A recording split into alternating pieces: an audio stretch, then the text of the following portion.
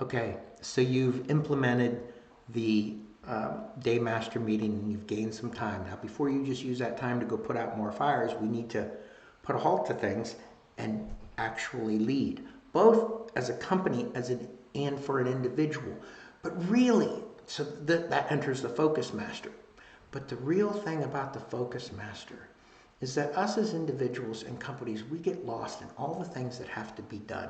And we end up just chasing things and doing tasks instead of necessarily doing what's important. And instead of taking the time to reflect on who we really are as a person, as a corporation, this leads to fulfillment, both as an individual and as an organization. It's all about focus, understanding who we are, why we're here, who we're here to serve, what we're doing, and then getting it done. So let's get my big mug off the screen and let's look at how it actually works. So this is the focus plan. We already looked at the task management system, the work management system for the corporation, and now we're going to look at the Focus Master part. The Focus Master includes 3 tabs: the focus plan, the ideas, and the initiatives.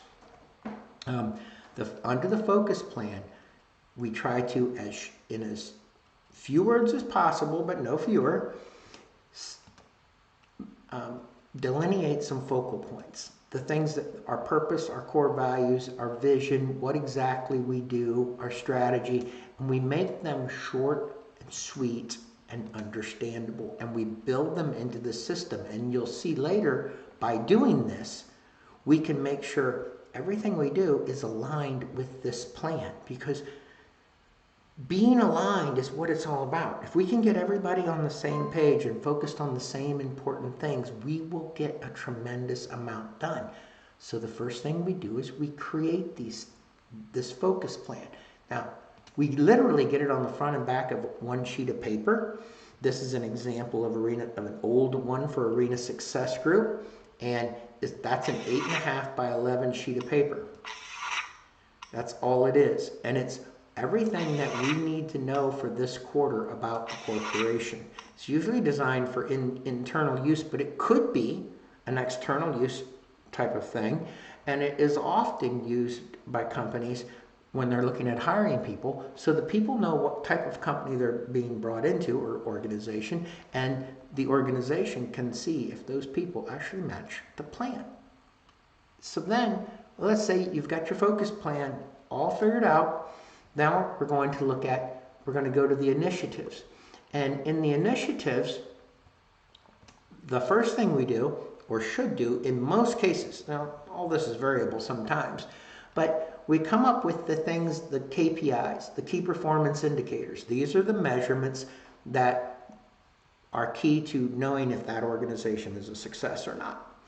Now, these can vary, and they can actually have sub-label initiatives. So you have a KPI within a KPI, and it really helps organize things to see it done that way.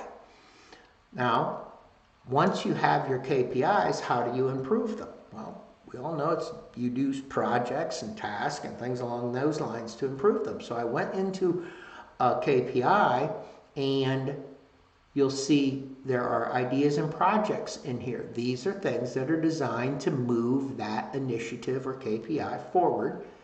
And you can attach milestones and tasks directly to a KPI if you want to. But most of the time, they end up being worked as projects, especially anything with any complexity. So now we create this project. This is a project, remember, designed to move a particular KPI. And that KPI has, the brown ones are milestones. The green ones are completed tasks. Every milestone has the task under it, well, if it's been worked out that far, has task under it to complete that milestone. Completed milestone tasks are bright green. Light green ones are started. White ones are backlog, means we haven't scheduled them and got them rolling yet. So, and all the while, all the things that make this project important are over here to the right. We've taken the time to figure out why we're doing it, who's in charge, what success looks like, what our strategy, resources, that'd be like a budget, okay, think budget. Everybody who's involved and everybody knows what's expected of them. They're all built into this project. Now, if you remember from the Daymaster, these tasks, they show up other places, right? Of course they do. Well, first of all, the first place they show up is each person has their own page. It's called the My Adventure page. All these tabs have to do with the individual only, and right on top is their task.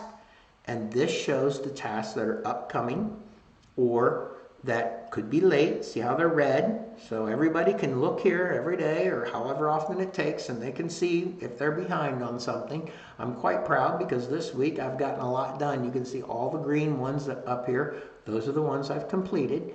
So they show up there, and then they also show up, I got to go there, on the company WMS page. If you remember, that's the page you go to every day at the Daymaster meeting. You go here and voila, if somebody has a task that's late for a project, it shows up here, big, bright, and red. If there's a milestone that's late, it's going to show up big and red, just like that. So suddenly, your projects are organized. They're feeding into things you know will lead to the success of the company. The tasks are going to the people. Anybody who has access to the system can be assigned a task. They're responsible for getting it done on time, or it shows up red in front of everybody at the morning meeting. Now that is how we get things done. So now remember, life's never going to be a walk in the park, so don't go on a walk, go on an adventure. And an adventure in a fulfilling purpose.